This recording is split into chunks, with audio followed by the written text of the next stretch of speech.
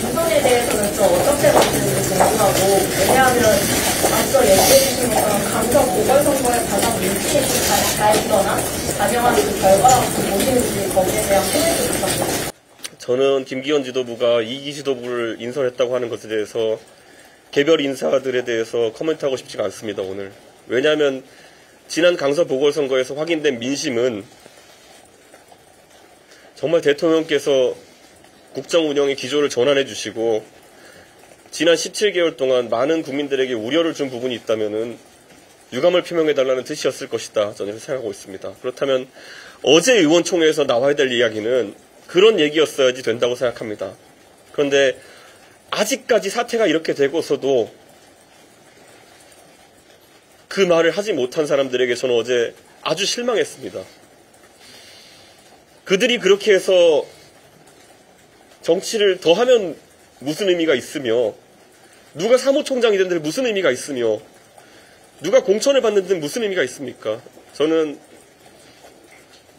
정말 어제 오늘 거치면서 많은 자괴감을 느꼈고, 지금까지 제가 방송 나갈 때마다 그 많은 댓글로 저한테 윤석열 정부의 실정에 대해 사과해달라는 말이 많았음에도 아니다, 아직도 잘할 수 있다, 아직도 1년 반밖에 안 지났다, 남은 3년 반 더 잘할 수 있다라고 하면서 계속 거부해왔습니다. 그런데 이제는 더 이상 자신이 없습니다, 제가. 이렇게 된 상황 속에서도 왜 그 민심과 싸우려고 하는 것인지 알 수가 없습니다. 그래서 좀 많이 실망했습니다. 네. 다음 지도부는 이번 인권을 두고 10년의 기준의 인권 흑제다, 대통령제보다 정통성을 이끌어 나가겠다는 걸 좀 공부를 하는데 어떻게 평가하실까요? 할 말은 많지만 굳이 평가하고 싶지 않습니다.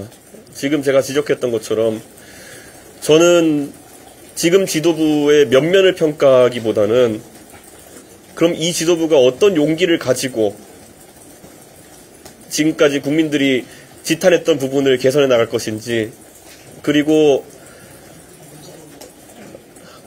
과연 그러면은 이 지도부가 어느 정도 용기를 낼 수 있을지에 대해서 지켜볼 겁니다. 아마 많은 국민들이 오래 지켜보진 않을 거라고 생각합니다.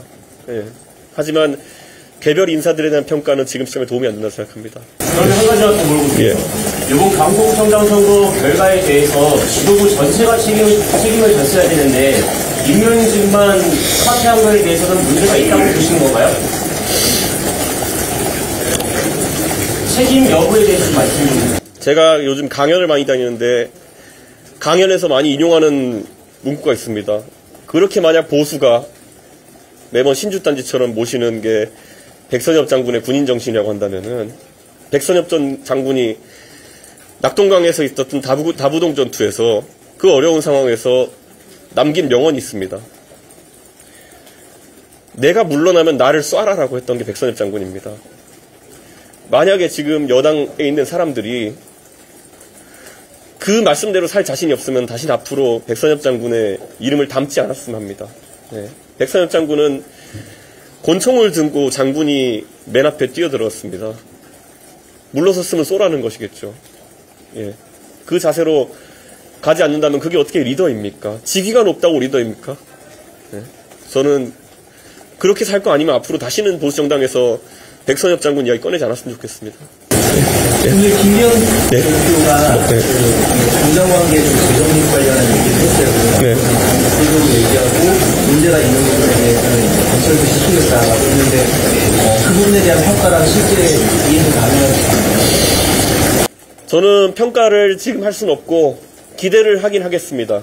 그러나 많은 언론인들도 아시겠지만은 아마 국민들이 그런 기대를 오랫동안 바라보고 지켜보진 않을 겁니다. 저는 만약에 할 말은 하겠다는 취지라면은 제가 오늘 아마 열거한 것들이 가장 기본적인 것들일 겁니다.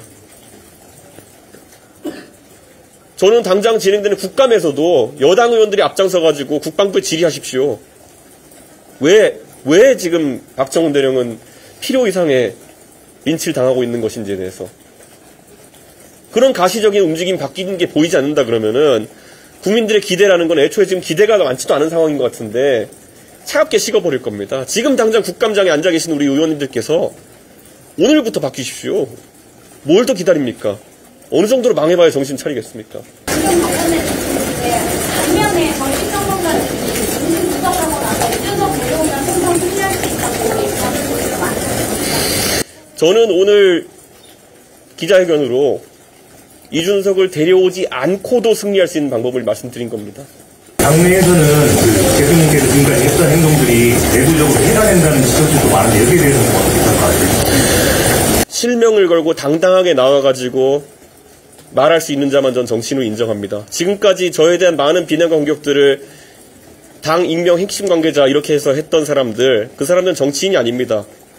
그냥 모리애들일 뿐입니다. 그 사람들이 하는 말에 개의치 않습니다. 만약에 제가 무슨 말을 한 것이 내부 총질인지 자신있게 지적할 수 있는 사람이 있다면 제가 토론하겠습니다.